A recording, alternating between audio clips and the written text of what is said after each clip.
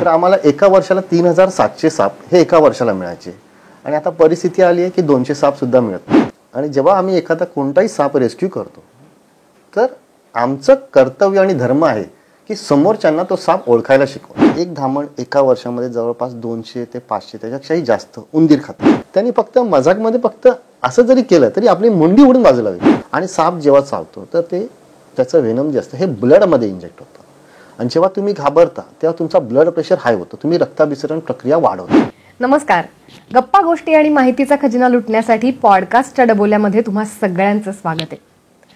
आपल्या निसर्गामध्ये ना अशा अनेक गोष्टी असतात की ज्या गोष्टींबद्दल आपल्याला फार अट्रॅक्शन असतं, पण काही घटक निसर्गातले असे सुद्धा आहेत ज्यांच्याबद्दल आपल्या मनात प्रचंड भीती असते आणि असाच एक घटक म्हणजे साप. पण खरं तर सापाबद्दल इतकी भीती बाळगायची गरजच नाहीये. आत्ताच्या ह्या गप्पा ऐकल्यात ना की तुम्हाला नक्की पटेल. त्यासाठी हा एपिसोड संपूर्ण नीट लक्ष देऊन ऐका आणि बघा.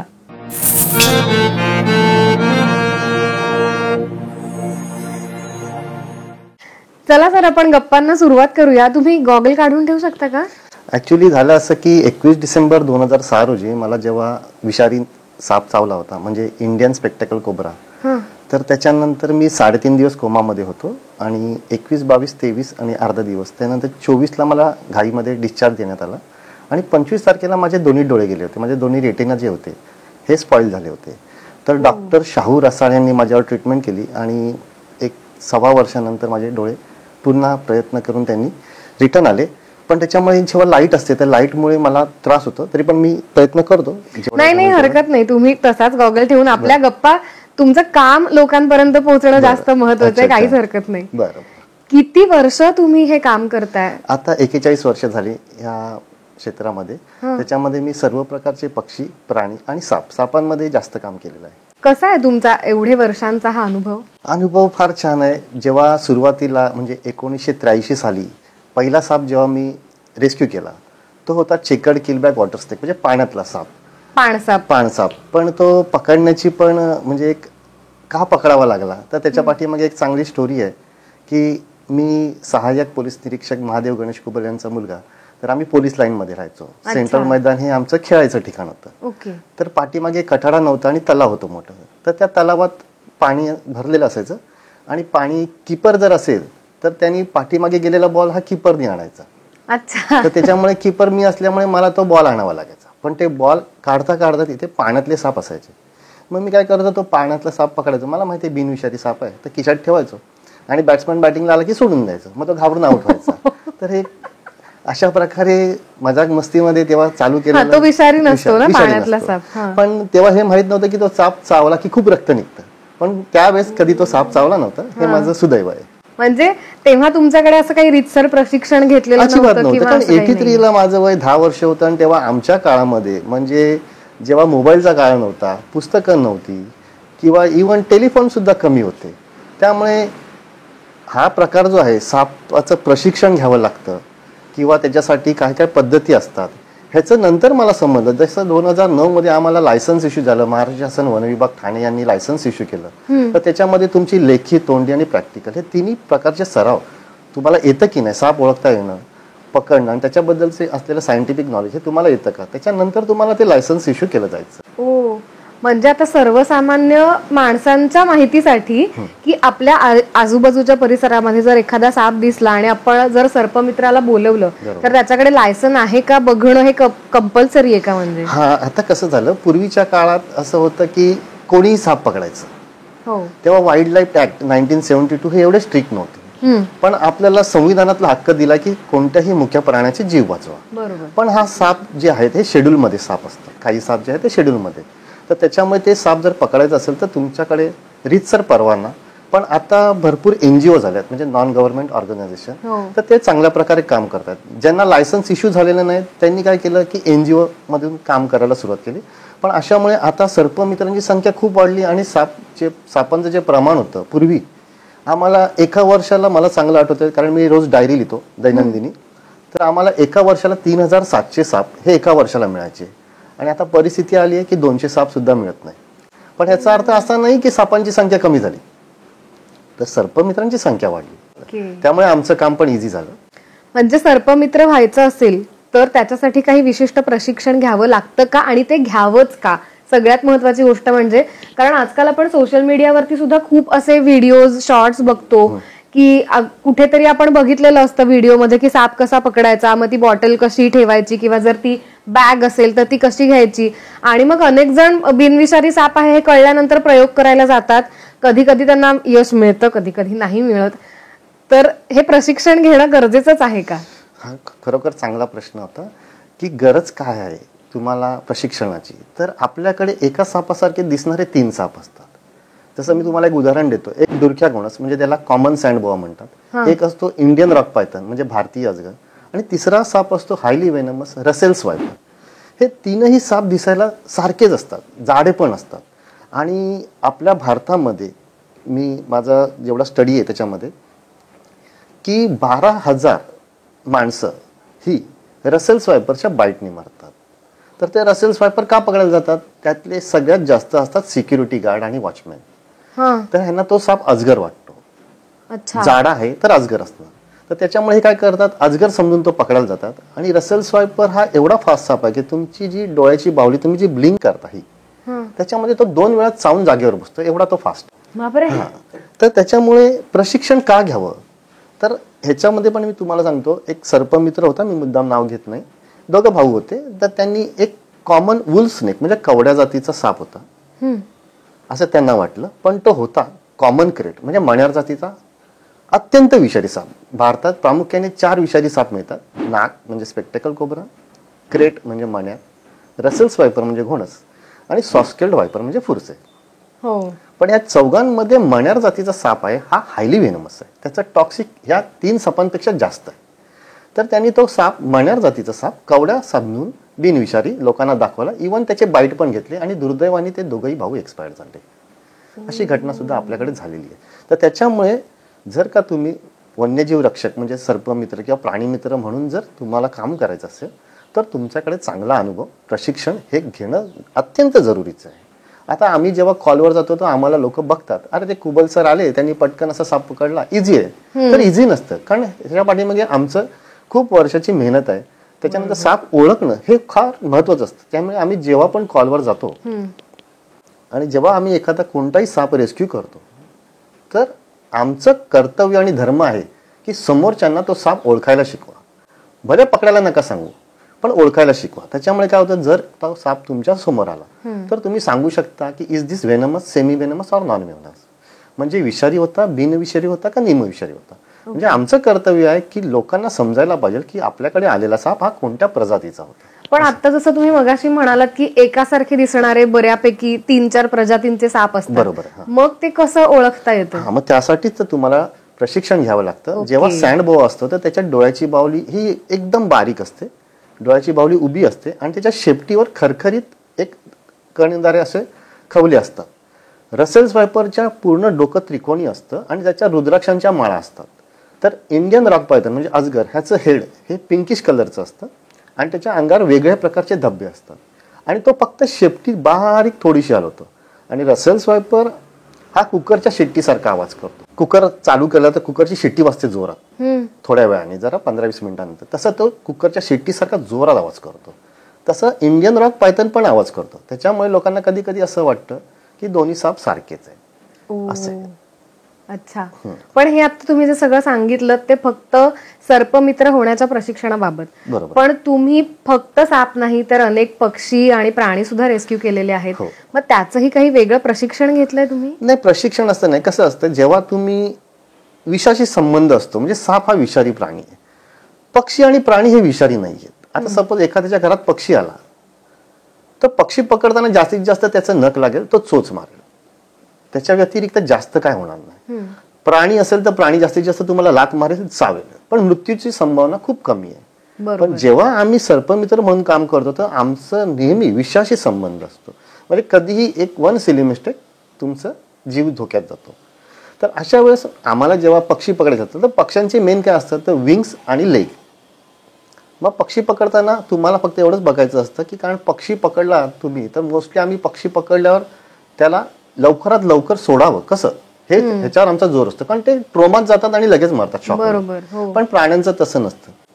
त्याच्यासाठी पण वेगळं लायसन लागतं का?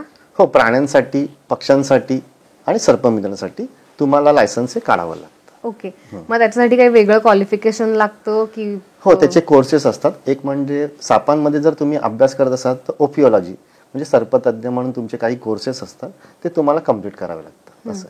आणि इतर प्राण्यांसाठी? इतर प्राण्यांसाठी जर तुम्ही प्राण्यांसाठी काम करत असाल तर तुम्हाला व्हेटरनरी डॉक्टर जे असतात त्यांच्या मार्फत काम करावं लागेल असं. ओके. म्हणजे तुम्हाला काहीतरी नॉलेज असायला पाहिजे. उद्या समजा तुम्हाला सांगितलं की बा जंगलामध्ये एखादा प्राणी आलाय, तुम्ही पकडायला जाव किंवा त्याला रेस्क्यू करायचं, काहीतरी तुम्हाला नॉलेज असायला पाहिजे ना. म्हणजे तुमची काहीतरी, म्हणजे जसं नागपूरमध्ये सर्वात मोठं आपलं वनक्षेत्रपाल जे आहे हे नागपूरमध्ये, मग तिथे काही कोर्सेस असतात, मग त्या ठिकाणी लोक काही कोर्स करतात, त्याप्रमाणे ही कामं चालू असतात. ओके. आता आपण सापांबद्दल बोलतोय मगाचपासनं, त्याच्यामुळे मला असं वाटतं की सापांबद्दल अनेक समज आहेत आपल्या समाजामध्ये, की सापाची कात असेल किंवा आपण असं म्हणतो की जर नर आणि मादी असतील, त्याच्यातली मादी जर समजा मारली गेली किंवा ती दुसऱ्या ठिकाणी गेली तर तिचा माग घेत नर येतो किंवा साप दुःख धरतो, अशा प्रकारचे अनेक समज आहेत आपल्याकडे. तर त्याबद्दल मला वाटतं की समाजाला एज्युकेट करण्याची गरज आहे. तर तुम्ही त्याच्याबद्दल काय सांगाल? आता जसं त्याच्या पाठीमागे सायंटिफिक रिझन असतं. म्हणजे जसं काही आता जो पावसाळा चालू आहे, म्हणजे जून, जुलै, ऑगस्ट, सप्टेंबर हा कालावधी पावसाळा आहे. तर ह्या पावसाळ्याच्या कालावधीमध्ये नानेटी जातीचा एक साप आहे, हा बाहेर पडतो. जी फिमेल असते, ही फिमेल बाहेर आली की त्याच्या पाठीमागे मेल हे मिलनाच्या कालावधीमध्ये त्यांच्या मागे येतात. मग आपण काय करतो, एक नानेटी जातीचा साप मारतो, म्हणजे एक कोण असेल तर सामान्य माणूस. तर साप मारल्यानंतर दुसरा साप येतो, तो असतो मेल असतो, तुम्ही दुसरा मारतात, मग तिसरा मारतात, चौथा मारतात. तर असे हे साप जे असतात 7, 10, 15 जे काय असतील ते मागे येतात. तर तुम्हाला असं वाटतं की अरे मी एक साप मारला तर बदला घ्यायला दुसरा साप आला. तर असं काय नसतं, कारण मिलनाच्या कालावधीमध्ये फिमेल जी ग्रंथी सोडते त्या ग्रंथीच्या मागे हे नर येत असतात असं आहे. जसे सापांबद्दल आपण म्हटलं की आता समज आहेत वेगवेगळ्या प्रकारचे, तशीच सापांबद्दल खरं तर इंटरेस्टिंग माहिती पण आहे, पण ती सामान्य माणसांपर्यंत पोहोचलेली नाहीये. तर अशा काही गोष्टी सांगू शकता का? धामण जातीचा साप आहे हा. जसं आपण शेतकऱ्याचा मित्र म्हणाला का म्हणतात, कारण एक धामण एका वर्षामध्ये जवळपास 200 ते 500 त्याच्यापेक्षाही जास्त उंदीर खाते. हा, तर आपला भारत देश हा शेतीप्रधान देश आहे आणि सर्वात जास्त नुकसान आपल्या शेतीचं हे उंदीर करत असतात, उंदीर घोशी. तर हा आपला शेतकऱ्यांचा मित्र म्हटल्यावर सर्वात जास्त उंदीर हा धामण जातीचा साप जो आहे हा खात असतो. इंग्लिशमध्ये रॅट स्नेक, रॅट म्हणजे उंदीर, उंदरांच्या बिळात जाऊन चांगल्या प्रकारे उंदीर खातो म्हणून त्याला रॅट स्नेक म्हणतात. आणि या सापाचं सायंटिफिक नेम जे आहे टॅस्मिकोसा, सायलेंट पी आहे, PTYASMUCOSA. म्युकस म्हणजे जसं आपल्या नाकातून शेंबडासारखा द्रव पदार्थ बाहेर पडतो तसं या सापाच्या नाकातून बाहेर पडतो, म्हणून शास्त्रज्ञांनी त्याचं नाव टॅस्मिकोसा असं ठेवण्यात आलेलं आहे. इंटरेस्टिंग आहे. आम्ही जेव्हा कॉलवर जातो तर आम्हाला ते लोक सांगतात अहो आमच्याकडे ना खूप मोठा साप आला होता. तर आम्ही लगेच विचारतो की 8 फूट 10 फूट होता का? हो, 10 फुटापेक्षा मोठा होता. तर 10 फुटाच्या मोठा म्हणजे एकतर रॅट स्नेक किंवा इंडियन रॉक पायथन, हे 2 साप आहे आपल्याकडे जे 10 फुटापेक्षा जास्त वाढतात. आणि तिसरा आहे तर किंग कोब्रा, पण तो आपल्या महाराष्ट्राच्या आसपास काही ठिकाणीच आहे, त्याच्यानंतर टुवर्ड्स गोवा बॉर्डर पासून ते पुढे चालू होतात. पण धामण जातीचा साप हा खूप ताकदवर असतो. आणि जर तुम्हाला सर्पमित्र म्हणून प्रशिक्षण जर घ्यायचं असेल तर सर्वात जास्त साप हा तुम्हाला चांगल्या गोष्टी शिकवतो. तर याला कारण का, जर हा साप विषारी असता तर सर्पमित्र हे झाले नसते. का नसते झाले? कारण हा साप वाढतो जवळपास 12 फूट, 13 फूट, 14 फूट आणि 15 फुटाची नोंद आहे. जर एवढा मोठा साप विषारी तुम्हाला हाताने पकडायचा आहे तर ते खायची गोष्ट नाही. पण नेचर ह्या गोष्टी ठरवतं की कोणते साप विषारी ठेवायचे आणि कोणते बिनविषारी ठेवायचे. जसं आपल्याकडे आपण पाहिलं, भारताची लोकसंख्या ही खूप आहे, बरोबर आहे, पण ऑस्ट्रेलियाची लोकसंख्या ही म्हणजे मुंबई एवढी आहे, पण ऑस्ट्रेलियामध्ये विषारी साप खूप ठेवलेत, खूप म्हणजे खूप प्रमाणाच्या बाहेर. पण इंडियाची पॉप्युलेशन एवढं आहे पण भारतात विषारी सापांची संख्या म्हणजे विषारी जे साप आहेत ते 4च ठेवले हायली वेनमस मध्ये. तिसरी गोष्ट अशी तर न्यूझीलंडमध्ये सापच नाहीये. हा, तर हे नेचर ठरवतं की तिकडे सापांची गरज आहे की नाही. आता जसं आपण मगाशी सापांबद्दलचे काही समज आहेत त्याच्याबद्दल बोललो, तसंच सापांना किंवा नागांना धरून आपल्या समाजामध्ये श्रद्धा आहेत आणि त्याच्यातूनच आपण नागपंचमीचा एक सण उत्सव साजरा करतो. बरोबर.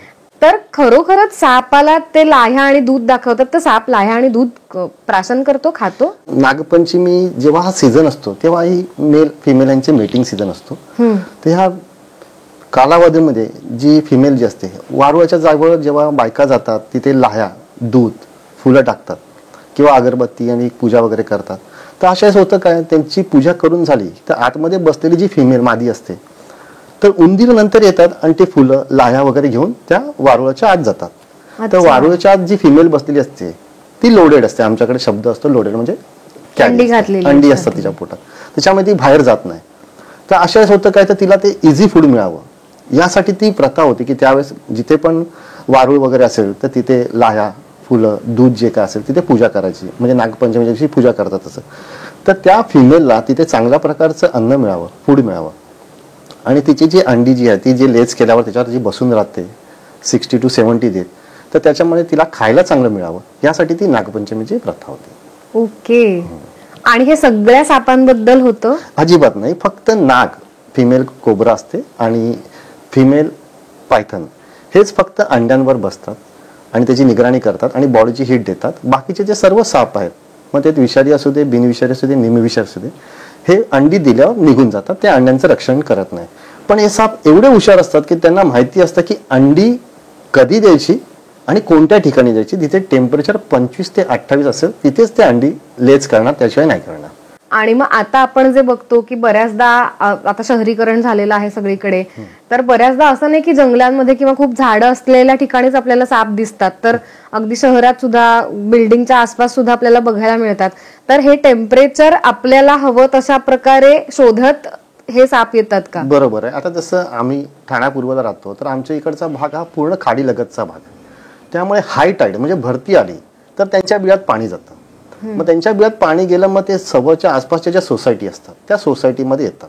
मग सोसायटीमध्ये आलं तर त्यांना तिथे गारवा का मिळतो, कारण सोसायटीची जी वॉल जी असते त्याच्या आसपास लोक झाडे लावतात. तर काही लोक बायका कुंड्या वगैरे ठेवतात, म्हणजे गुलाबाची झाडं किंवा इतर झाडं, तर तिथे पाणी नेहमी टाकलं जातं. त्या गरमीच्या सीझनमध्ये होतं काय की त्यांना ऑलरेडी ते कोल्ड ब्लडेड आहे आणि एवढी ती उष्णता सहन करू शकत नाही साप. त्याच्यामुळे जिथे पाणी आहे किंवा जिथे गवत आहे आणि जिथे काळोख आहे, हल्ली सोसायटीमध्ये आम्ही पाहिलं की सर्व ठिकाणी डेब्रिज म्हणजे कचरा, भंगार सायकल किंवा बंद पडलेल्या गाड्या किंवा सकाळचं जे पण आपण कचरा जो असतो तो एका ठिकाणी कोंबून ठेवलेला असतो. तर अशाच होतं का, जिथे तुम्ही कचरा डंप करता तर त्या घाणेरड्या कचऱ्याला वास येतो आणि त्या वासाच्या इथे सगळ्यात जास्त उंदीर जातात. मग ते उंदरांच्या पाठीमागे हे रात्री साप येतात. मग अशाच होतं कधी कधी लहान मुलांना बाईट का होतात, कारण क्रिकेट खेळताना कधी कधी त्यांचा बॉल नेमका त्याच ठिकाणी जातो, तर कधी कधी बिळात जातो. मग अशा वेळेस तिथे हात लावतात तेव्हा त्यांना तिथे बाईट होण्याची शक्यता जास्त असते. तर त्यामुळे आम्ही सगळ्यांना सांगतो, सोसायटीमध्ये झाडे लावा, पण त्या 2 झाडांमध्ये 10 फुटाचं अंतर ठेवा आणि आसपासचा परिसर स्वच्छ ठेवा, लाईट चांगल्या प्रकारचे लावा, जेणेकरून साप जो असतो, आता हल्ली सर्व सोसायटीमध्ये आम्ही पाहिलं तर सोसायटी पूर्ण सिमेंट कॉन्क्रिटीकरण करतात. का, कारण पहिल्यासारखं आता राहिलं नाही. त्याच्यामुळे सिमेंट कॉन्क्रिटीकरण केलं तर चांगलीच गोष्ट आहे, साप त्याच्यावर येईल पण तिथे बसणार नाही. पण जर का तिथे काळोख असेल किंवा तुम्ही तिथे जास्त कचरा करून ठेवला असेल तर तिथे ते साप 100% येऊन बसणार. म्हणजे जर तुम्हाला स्नेक बाईट टाळायचे असतील तर तुम्हाला चांगल्या प्रकारचा उजेड आणि स्वच्छता ठेवायची असते. आणखीन एक असा प्रश्न येतो की सगळेच साप हे पॉइझनस असतात का? मॅडम, तुमचा प्रश्न जो आहे हा टेक्निकली रॉंग आहे. ऍक्च्युली सापामध्ये पॉइझनच नसतं. हे तुम्हाला माहित आहे का? नाही. कारण तुम्ही लेमॅन आहात. तर सापामध्ये पॉइझन यासाठी नसतं, त्याच्यामध्ये व्हेनम असतं.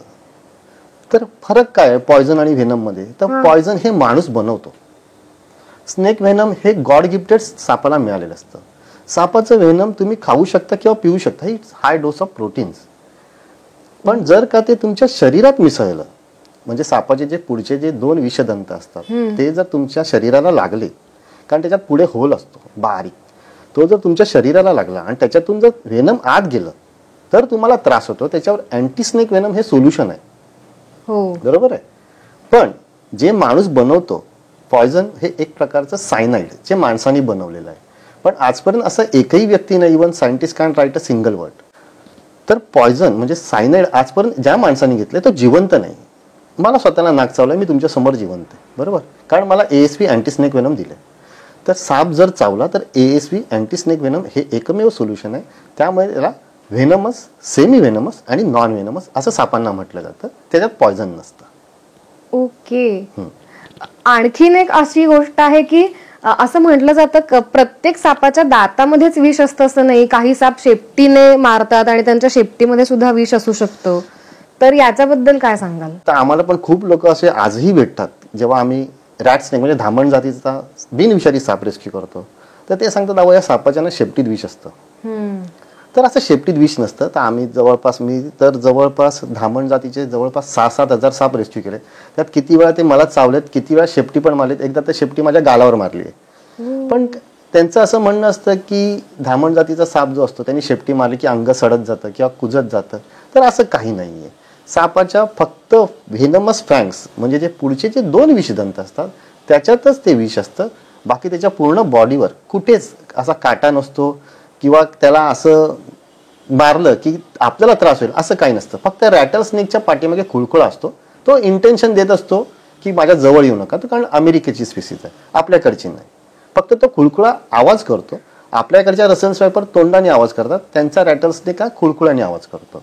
हा फक्त फरक आहे. हे इंटरेस्टिंग आहे फारच, की म्हणजे हे सामान्य माणसांना माहिती नसतं आणि त्याच्यातून अनेक समज आपण करून घेत असतो. बरोबर. जसं तुम्ही सुरुवातीलाच म्हणालात की सापांबरोबरच तुम्ही इतर अनेक प्राणी सुद्धा रेस्क्यू केले आहेत. हो.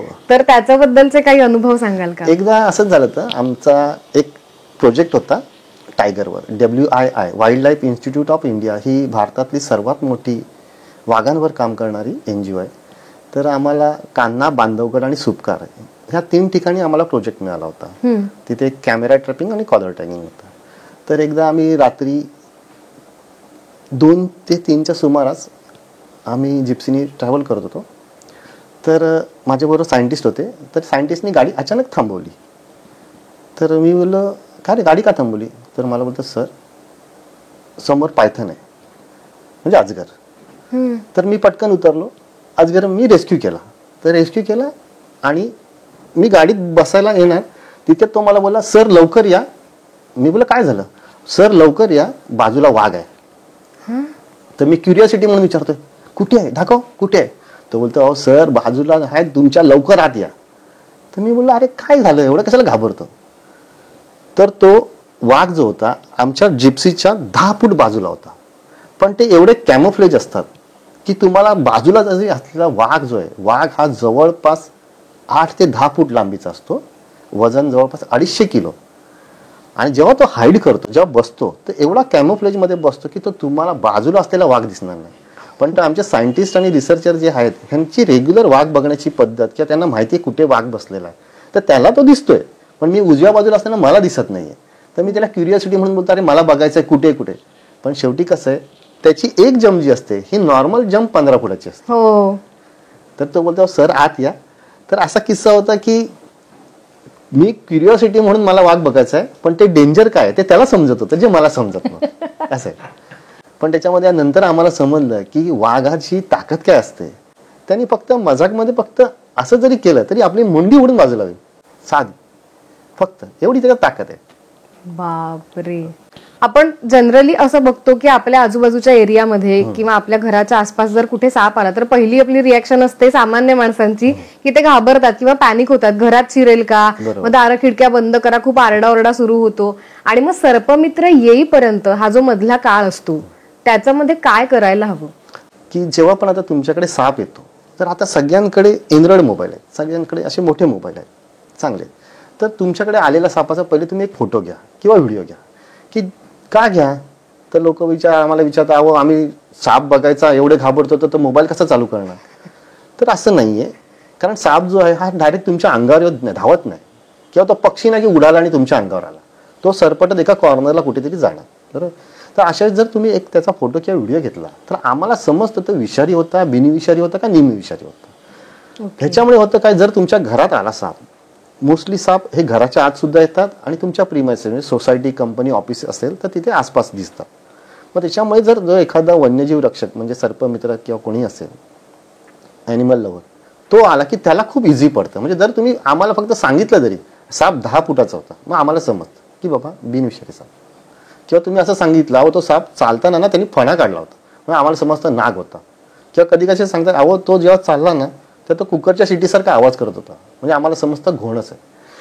पण आमचा एक नियम आहे, आमचा म्हणजे जर तुम्ही सर्पमित्र किंवा वन्यजीव रक्षक म्हणून काम करत असाल तर एक नियम लक्षात ठेवा, कधीही कोणावरही विश्वास ठेवू नका.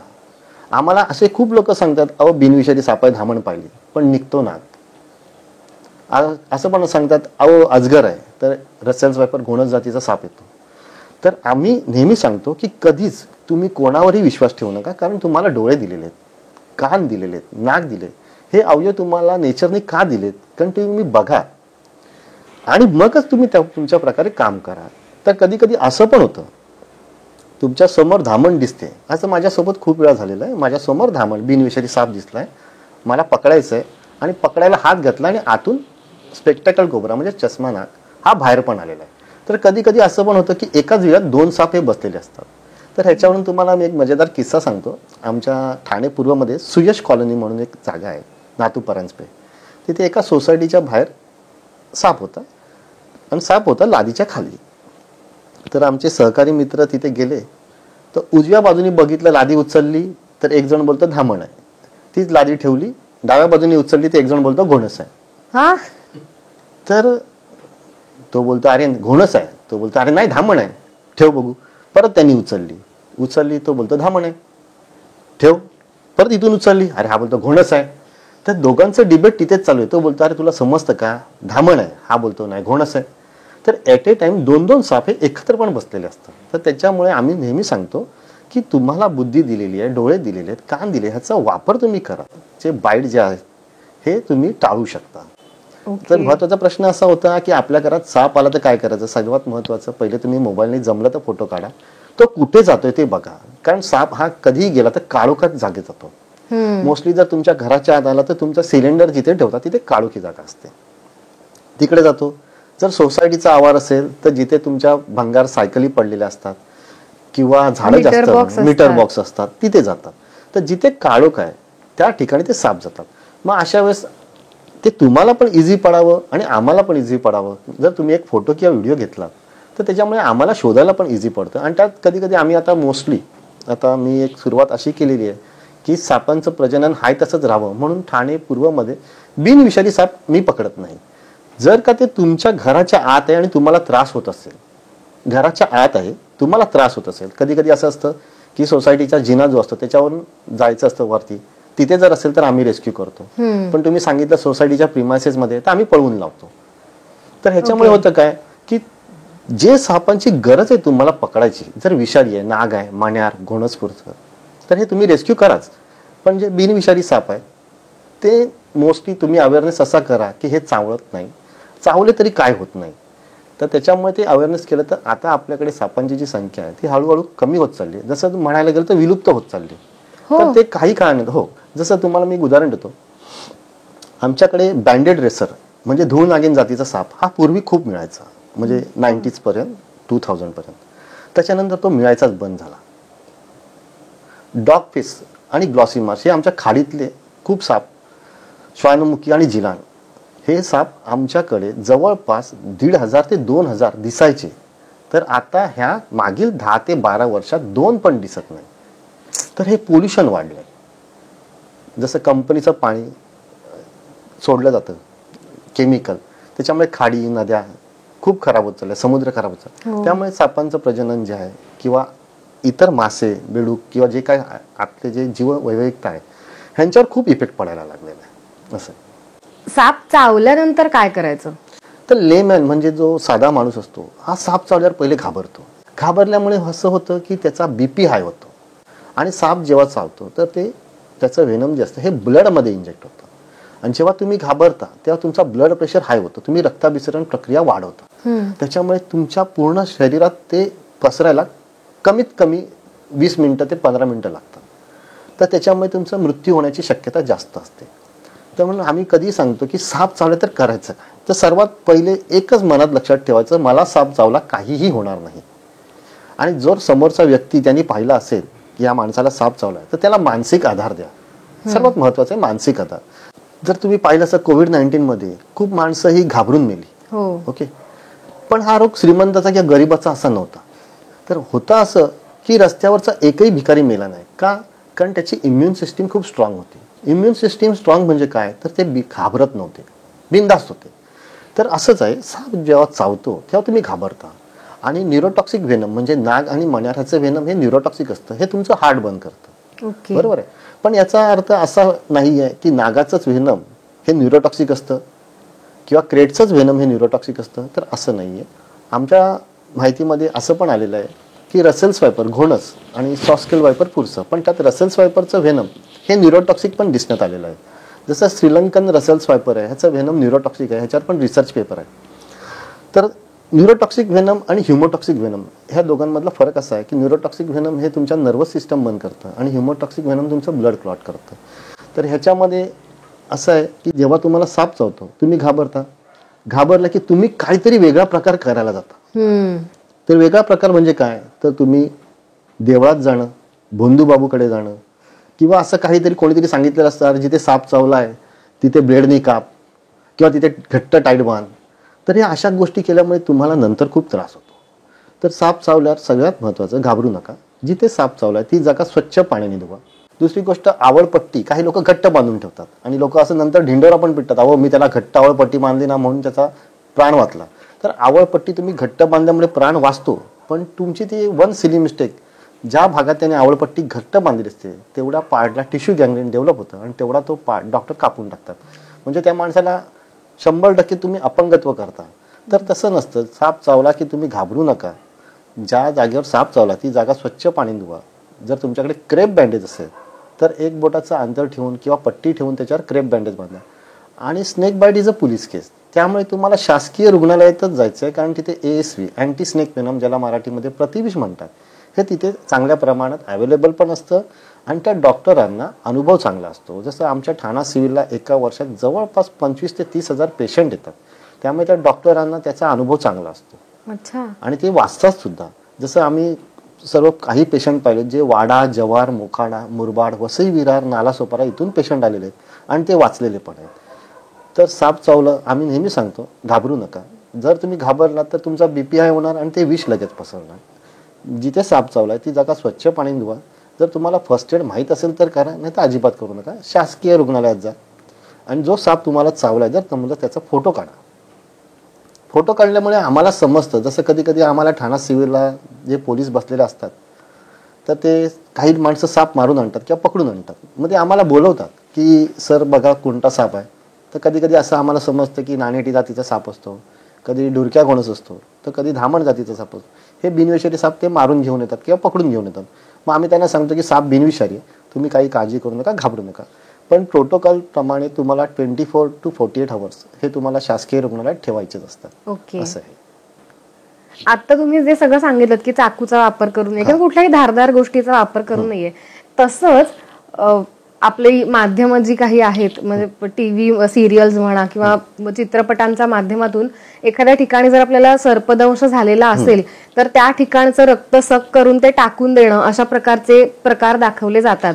तर ते सायंटिफिक आहे, ते योग्य आहे, हे करावं की करू नये? अजिबात करू नये. कारण तुम्ही जेव्हा एखाद्याला साप चावला आणि तुम्ही तुमच्या तोंडाने ते जर रक्त घेतलं आणि जर तुमच्या तोंडामध्ये, थ्रोटमध्ये जर अल्सर असेल किंवा तुमच्या तोंडाच्या आत एखादी जखम असेल तर ते व्हेनम ज्याच्या तोंडात ज्याला साप चावला होता ते व्हेनम तुमच्या तोंडात येऊन तुम्हाला पण त्रास होणार आणि जे तुमच्या जवळ आहे, ब्रेनच्या जवळ आहे, ते तिथे तुम्ही वाचायची शक्यता तुमची पण कमी असेल.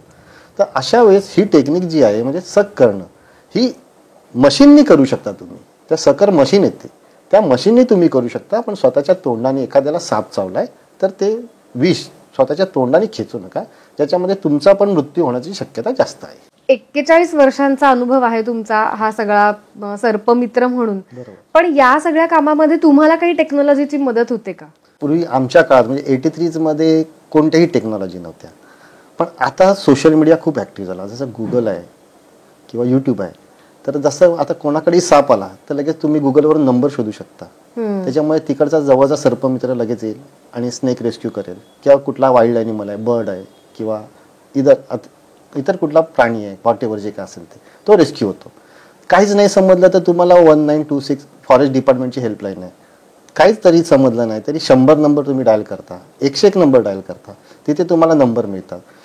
तर ह्या टेक्नॉलॉजीमुळे खूप फायदा झाला. जसा फायदा झाला तसं काही असं झालं की आमच्या काळामध्ये असं होतं की एखाद्या ठिकाणी आम्ही जेव्हा साप पकडायला जायचो तर आम्ही 4 तास, 8 तास, 10 तास, 12 तास, 16 तास थांबून आम्ही साप रेस्क्यू केलेला आहे. पण आताचे जे सर्पमित्र आहेत त्यांच्याकडे तेवढे पेशन्स नाही. तर आमचं असं म्हणणं आहे की जे नवीन सर्पमित्र असतील किंवा जे काम करत असतील तर त्यांनी खूप पेशन्स ठेवावे. जसं आपण क्रिकेटचा एक भाग सांगतो, टेस्टमध्ये तुमचे पेशन्स लागतात, कारण त्याला टेस्ट म्हणतात, TEST टेस्ट, म्हणजे तुमची खरोखर टेस्ट असते. तशी आमची टेस्ट ही पूर्वी झालेली आहे. त्याच्यामुळे आताचे जे सर्पमित्र आहेत जर ते काही काम करत असतील तर त्यांनी पेशन्स ठेवा.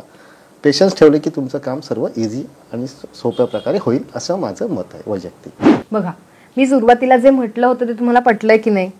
अर्थात पटकन अशी भीती जाणार नाही, पण तुमच्या मनातली भीती किंचित कमी तरी नक्की झाली असेल ना. अशीच तुमच्या आजूबाजूच्या मनातली भीती कमी करण्यासाठी हा व्हिडिओ जास्तीत जास्त शेअर करा. आणि हो, पॉडकास्टचं डबोलं या चॅनलला लाईक, शेअर आणि सबस्क्राईब नक्की करा.